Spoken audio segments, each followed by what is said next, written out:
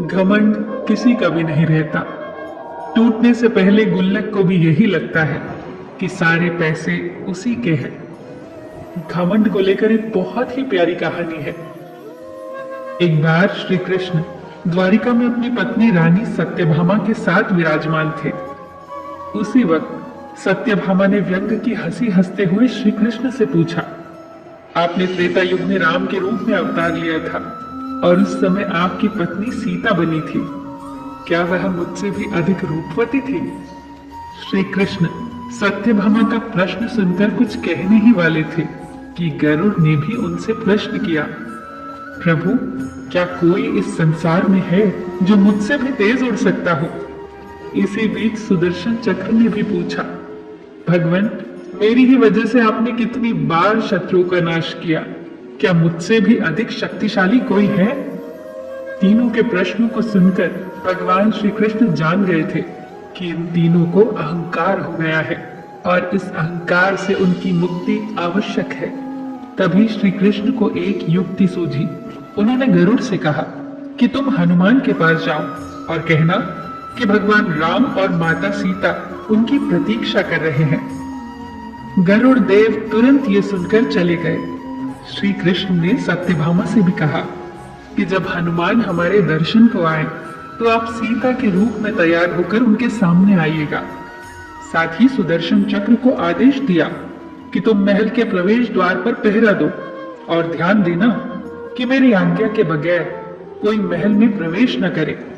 सुदर्शन चक्र तुरंत मान गए और प्रवेश द्वार पर खड़े हो गए।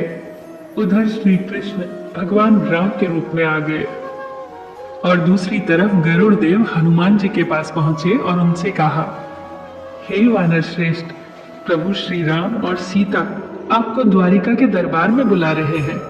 आप मेरे साथ चलिए, मैं तुरंत ही आपको पहुंचा दूंगा। हनुमान जी ने सादर भाव से कहा कि आप आगे चलिए बंधु, मैं आता हूं। गरुड़ देव ने सोचा कि हनुमान जी तो कितने बूढ़े हैं, पता नहीं कब पहुंचेंगे। मैंने तो अपने प्रभु की आज्ञा का पालन कर दिया है, अब इन्हें जब आना होगा तब आएंगे। ऐसा सोचकर वो उड़ चले और जैसे ही द्वारिका पहुंचे तो उन्होंने देखा हनुमान जी उनसे पहले वहां पहुंच चुके हैं। गरुड़ का सिर लज्जा से झुक गया। हनुमान जी आगे बढ़े तो श्री कृष्ण को राम के अवतार में देखकर प्रणाम किया।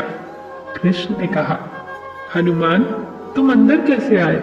क्या किसी ने तुम्हें द्वार पर रोका नहीं? इस पर हनुमान जी ने अपने मुख से सुदर्शन चक्र बाहर निकाल कर रख दिया। हनुमान जी ने कहा, प्रभु आपसे मिलने से मुझे भला कौन रोक सकता है? चक्र ने थोड़ा प्रयास किया था, इसीलिए मैंने इसे मुंह में दबा लिया। भगवान मुस्कुराने लगे। सत्यभामा अभी भी सीता के रूप में हनुमान के सामने बैठी थी।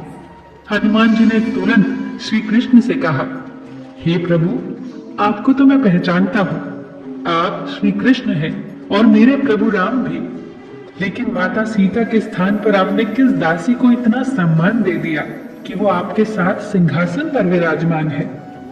इतना सुनते ही सत्यभामा की आंखें भर आई और उनका घमंड चूर चूर हो गया।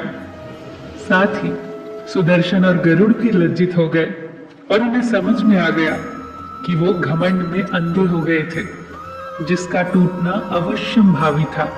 वो तीनों प्रभु की लीला को समझ गए। दोस्तों, किसी का अहंकार तोड़ने में ईश्वर देर नहीं करता, घमंड किसी का नहीं रहता। कितनी प्यारी बात कही है किसी ने, अहंकार में तीन गए, धन वैभव और वंश, ना मानो तो देख लो रावण कौरव कंस। फिर मिलेंगे दोस्तों अगली वीडियो के साथ। तब तक के लिए अपना ख्याल रखना और हमेशा मुस्कुराते रहना।